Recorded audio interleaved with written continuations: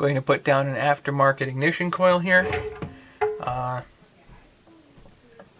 The OEM ones are insanely expensive, so I've actually had pretty good luck with aftermarket ignition coils, so that's what I'm going to put down here. And in order to do that, one of the best ways to do this is to actually put a business card between the coil and the magnet, and then you put the ignition coil bolts down.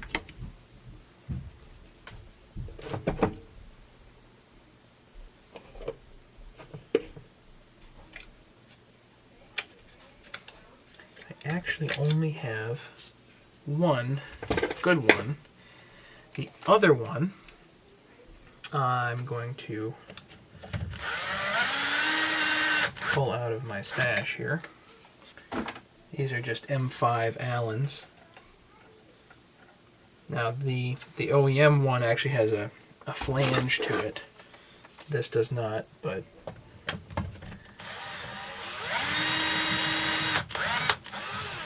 doesn't look like we need the flange.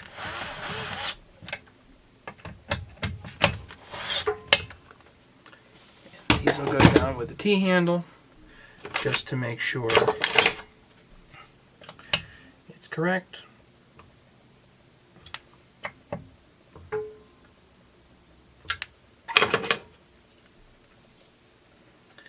This should reach all the way up here just fine. Put the rubber boot down. Make sure nothing gets in here.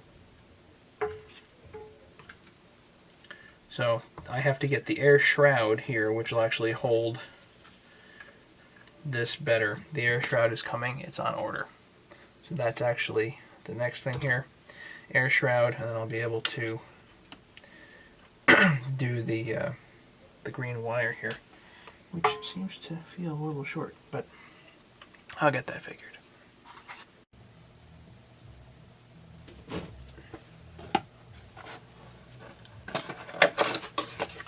Also happen to get an aftermarket air filter.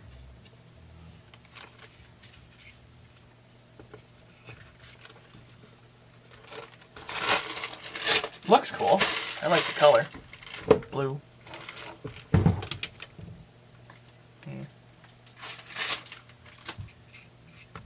This one's pretty well shot. Used up.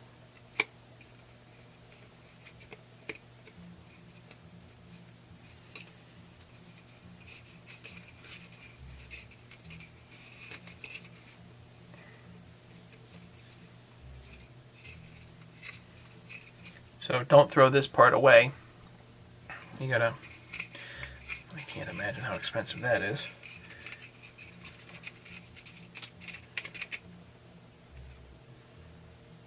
So I can toss this filter because it's pretty well shot.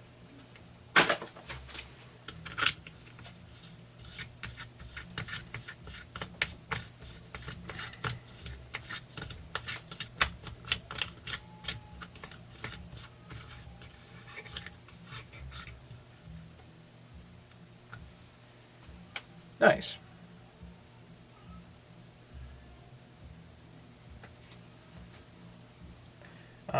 Next thing to do is probably, I'm going to put the top cover on, or back on rather. I've got to put the starter cover on, which I don't have yet, so I'll get that. Still waiting on that for parts. And we'll be ready to start this thing up pretty soon. So here's where I'm at. I've got an issue with the parts that I ordered.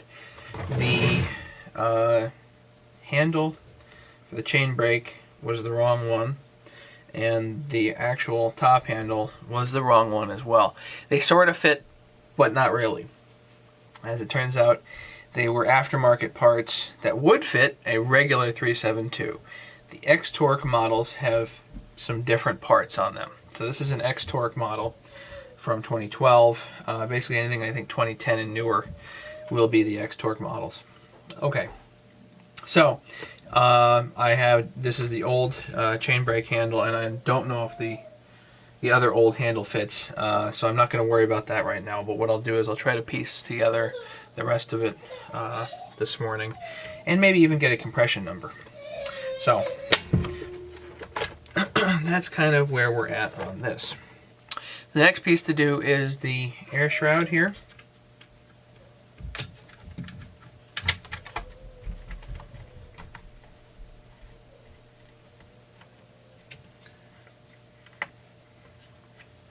So the green or blue wire, or however you see it, goes in like this, goes across and plugs in. Also make sure that the spade connector here is tight against the ignition module. Okay, ignition coil. So then spark plug connector goes up in here.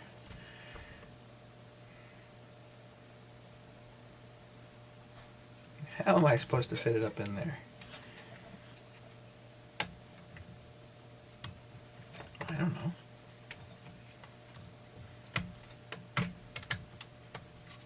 Pull that wire back out. Push this up and in.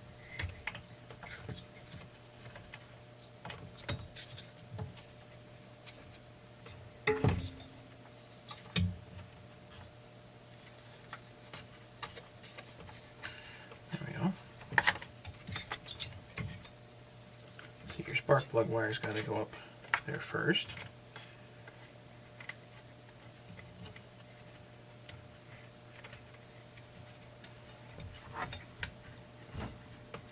And your green wire here can always be pushed back a little bit behind here if you have extra slack there.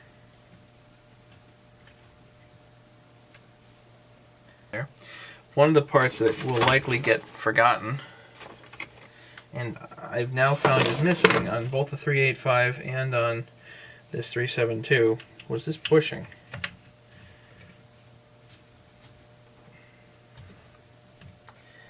And this does not want to go in here. But I'm actually not going to put it in here because I need to replace this handle anyway, so I won't worry about that right now. Another thing that I found that was missing again on both models was there's a little metal screw type thing in here that helps retain the bolt, I guess, through the bushing. Somehow I didn't get a decal for this. I thought it was going to come with a decal. Anyway, I'll get that later. So this part, I actually have to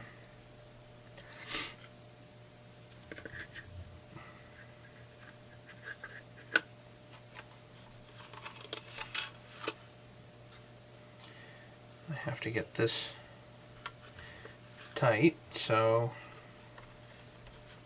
let's do that.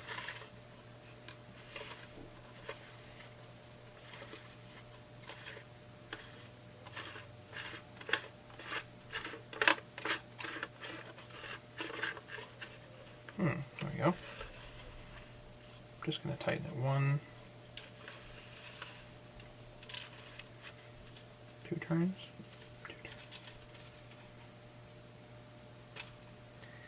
And then I've got to put the screw in here to retain this.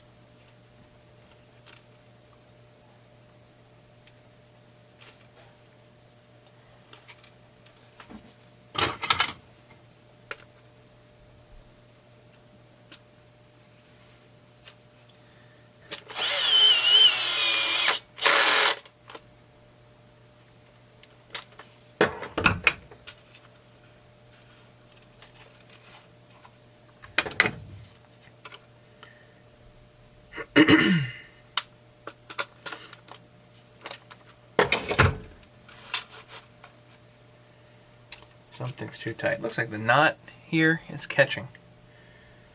So let's see if we can avoid that.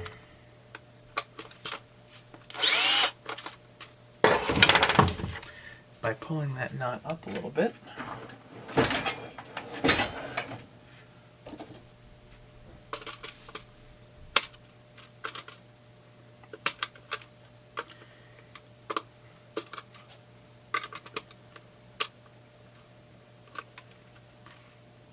Get that out of the way before I put the washer down.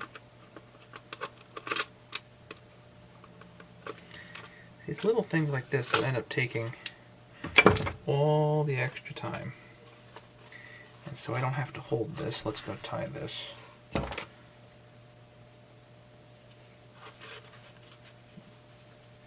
This appears to be a fairly new cord, so I'm not going to replace it.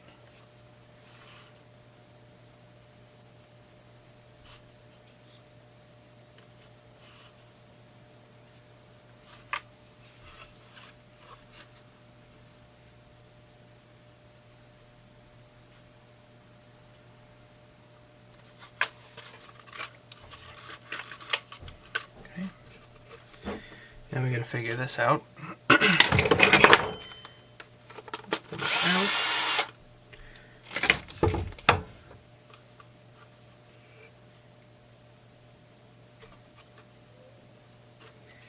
Yeah, it's that knot there messing us up.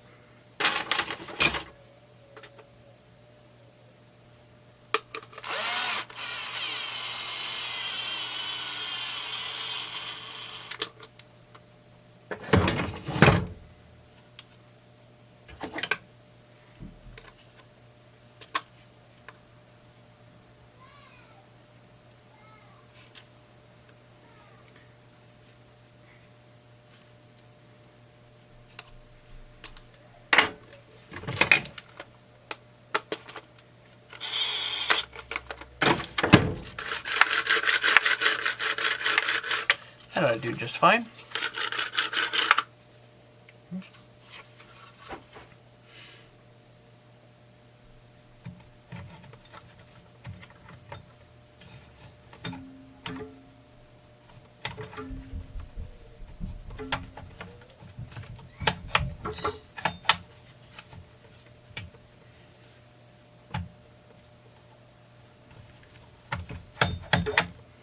The plastic part needs to feel like it's down before you actually go and attempt to bolt it down.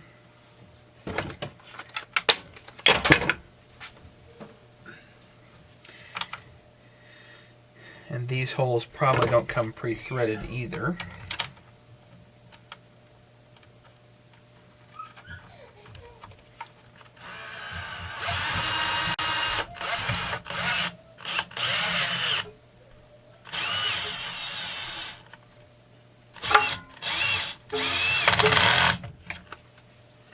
Good.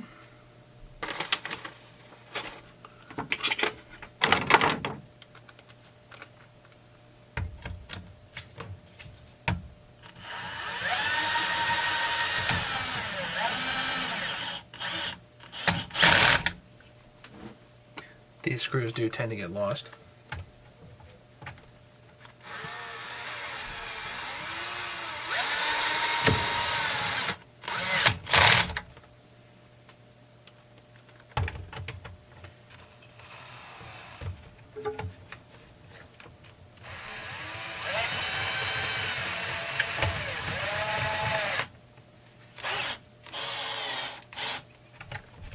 So now we've got that. So now we can pull it, which means I might actually be able to get a compression number. Difficult to do a compression test without having the handle, but let's see if I can get it.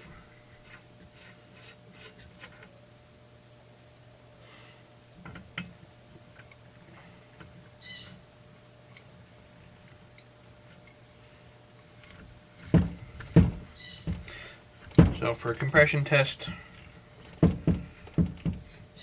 I just take a clamp, put it on the throttle, like that, so we're holding it full throttle. And I'm going to do this off camera on the ground, but what we'll do is I'll give this some good pulls and see where the compression ends up. One important thing to do is to have the obviously the decompression valve off, otherwise you get an aberrant reading.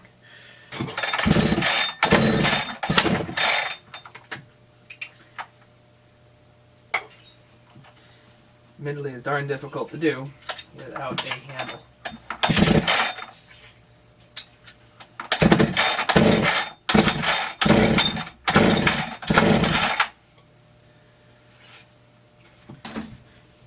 So right now I'm above 150. See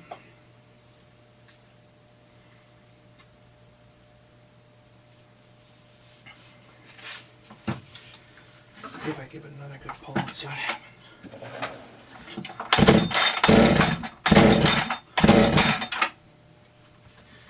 Yeah, 150. Didn't really expect the compression to go up too much. Lowering the jug by 13 thousandths is not going to raise the compression a ton. And I didn't put new rings in this, which I could have done, but I didn't.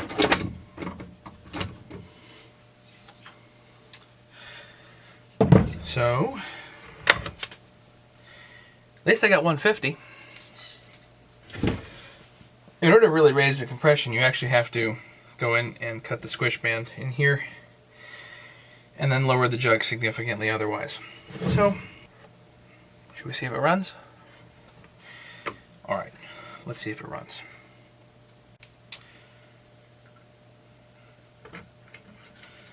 Nice fresh plug.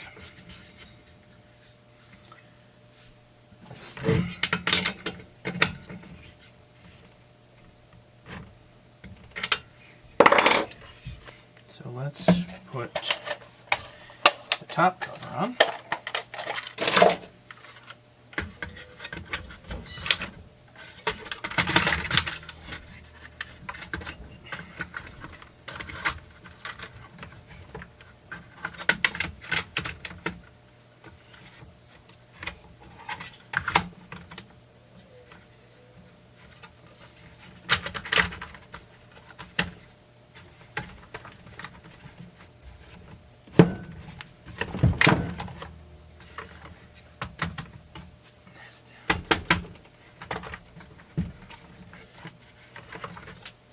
When you're putting the top cover down, make sure that the spark plug is over like that. It can't be bunchy. So the aftermarket ones have sometimes a little extra length. Now that can actually fit down there properly like that. And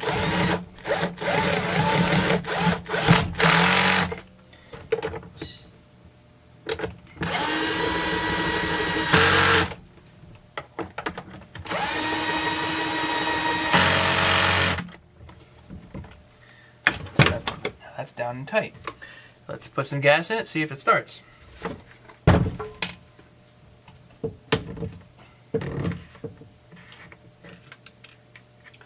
Got a new fuel filter in there, of course.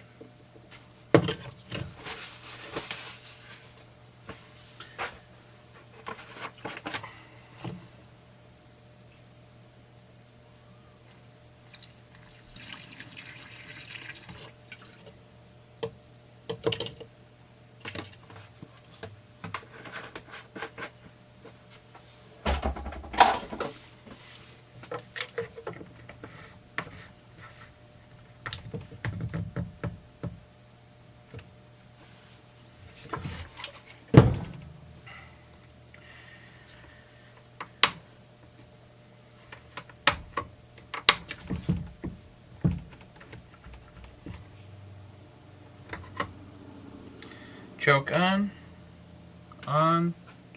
decompression valve on. I'm going to put it on the floor.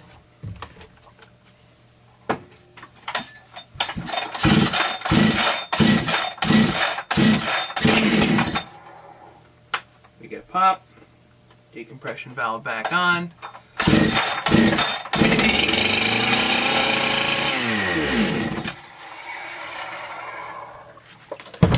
Wow.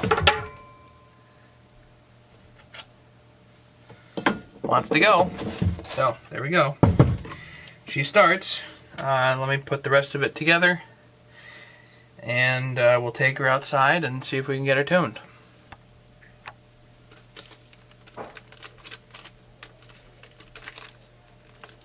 One thing I am going to do is I'm going to put a chain catcher on here. And then there's also this rolly thing too. I guess it's a rolly type chain catcher. So I'm going to get that on there as well. I don't have that part right now, but I will get it.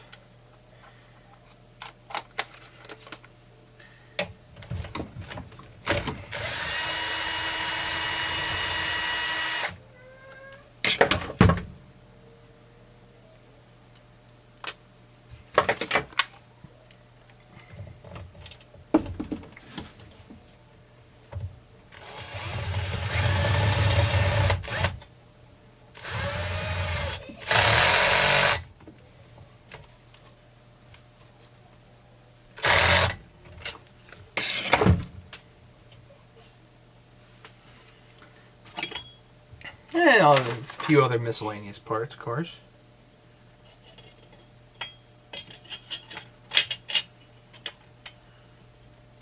There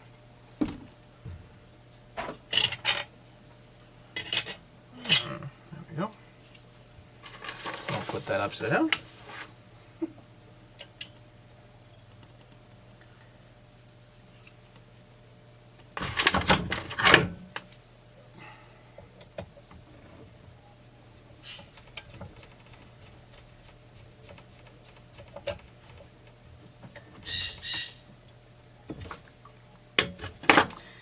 This part is stainless, and it's a little bugger here, but you know, I'm just going to leave it. There's plenty of life left in that piece. Got a couple of bars from a guy on Trading Post on Arbor's site, so thank you. We've got a nice new chip deflector, or whatever this is called here. Couple of new decals, because you can't live without the decals, of course. The chip deflector goes on.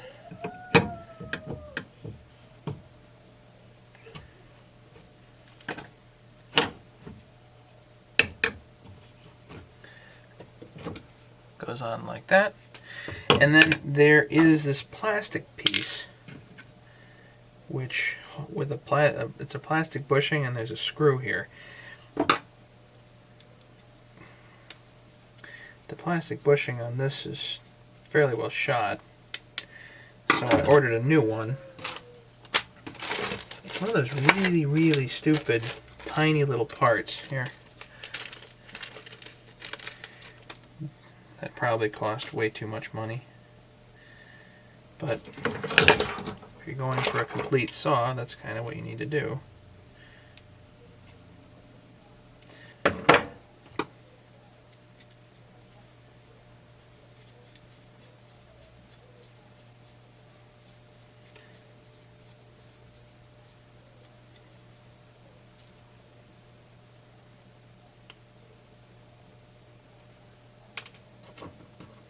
Okay, nice new little plastic piece. It's tiny. Actually goes in, so it goes in right here.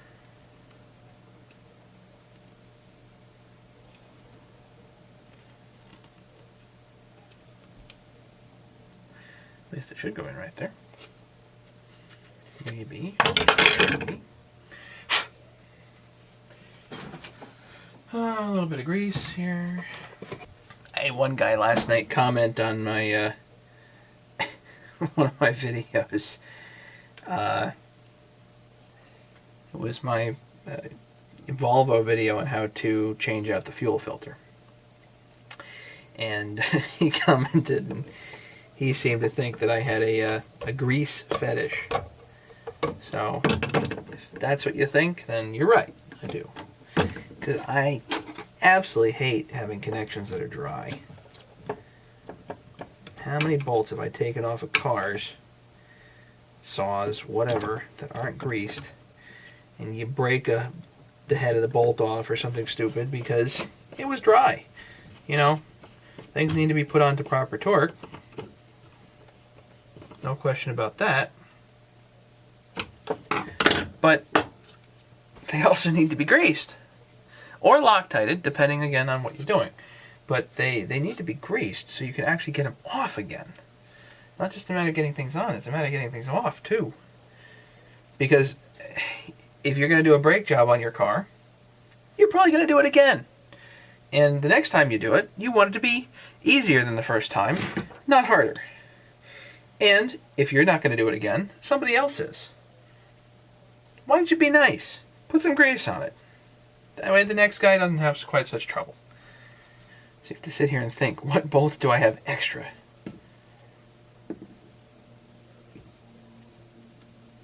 Oh, you know what I do have extra? Is this rubber thing here. I'll take the top cover off and fix that later. Because there's a rubber piece that actually goes on top of the cylinder head. Okay, let's forget about that for now. We end up having extra bolts for some reason. Okay, so this is not in great shape, but it'll work as a cover. The bump stop here may need to be replaced eventually, but we're not in too bad a shape. Little WD-40 on the chain adjuster. Tension adjuster there.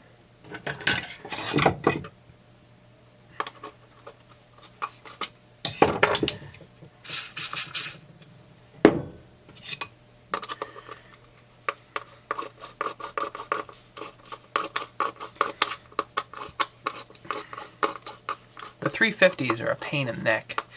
This is easy because it's right there. You just, no problem.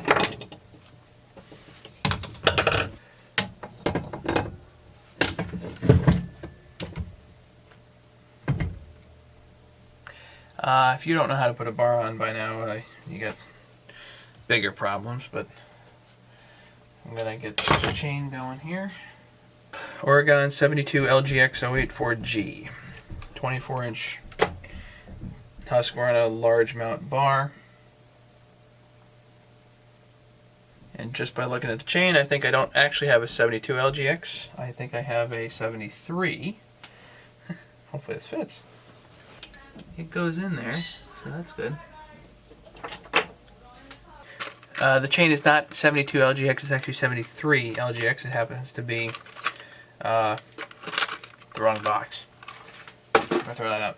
Oregon 73 LGX, which is 058, and 84 drive link 3/8 chain, which is what the bar calls for. I've got a 3/8 7-pin rim, and that's how that's going.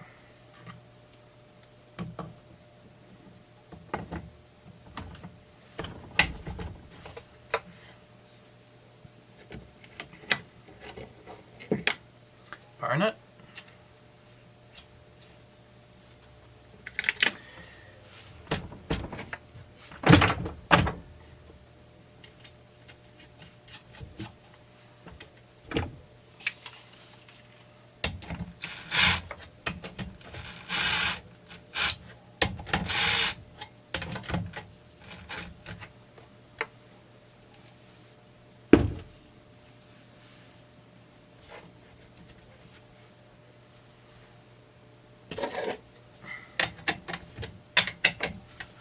Make sure the bar nuts are loose enough, then tighten the chain.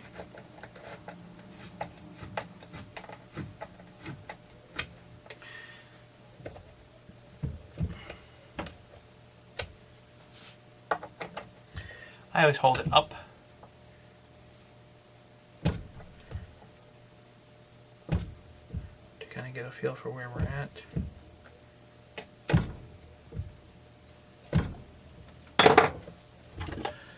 Pretty good.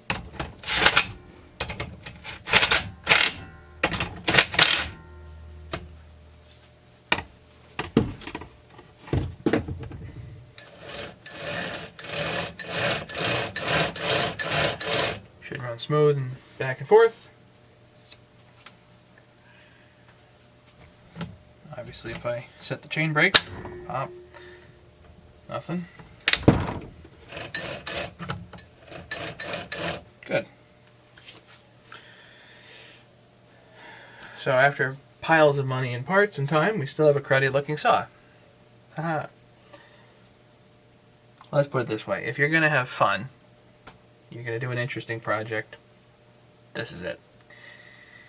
If you're looking for a nice saw for cheap, there are plenty of nice saws on Craigslist that are in perfect condition for pretty inexpensive. In fact, I just saw one the other day. It was the previous generation of this, but it looked gorgeous. I mean, you know, I look, is all the paint gone? No, it was perfect paint, perfect paint. It hardly been used. I wanted $450 for it. I've at least got 500 into this thing. But on the other hand, I've got a ported saw. Or at least it's somewhat ported. The compression's not really increased that much. We'll see if it does go up a tad after running it for a bit. But it was a fun project. I learned a lot. Again, we'll take this outside in a little bit and get it tuned as soon as I get a proper handle for it and a proper chain brake handle here. One other silly little part that I forgot is this rubber piece. This just simply goes in here, goes over the needle valve screws, just for keeping the dust out. I'll put this rubber piece back on the top here. This is not broken off, so that's good. I'm going to apologize at this point and just say that I've finished this project up. The only things that really needed to get done were the chain brake handle here needed to be new because it had a crack in it. There was a crack over here. And this, the top handle was bent funny, so it was not really working well with the AV spring over on this side. So rather than show you how to put all that together, it's just pretty simple. It's just bolts. So just wanted to show that this project is essentially done. One thing I'm not happy about is right here, this particular screw. This screw is, the stock screw is too short. It doesn't go in properly, and it wants to strip the threads out, so I had to put a longer screw in, still M5, and it works fine. If anybody has a part number to help me on this, I mean something that looks like that but is longer, that'd be great. Anyway, 372 XP.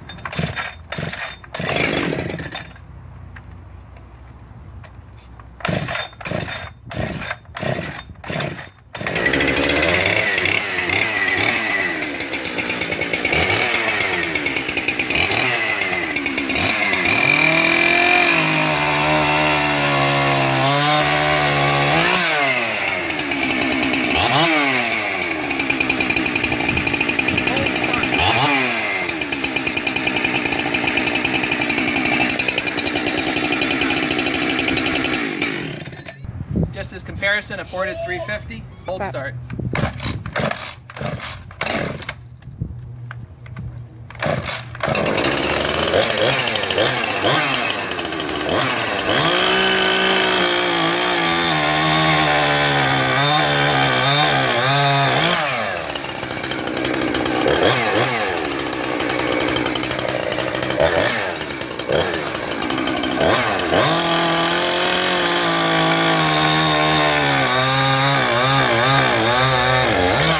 That's about this for the video.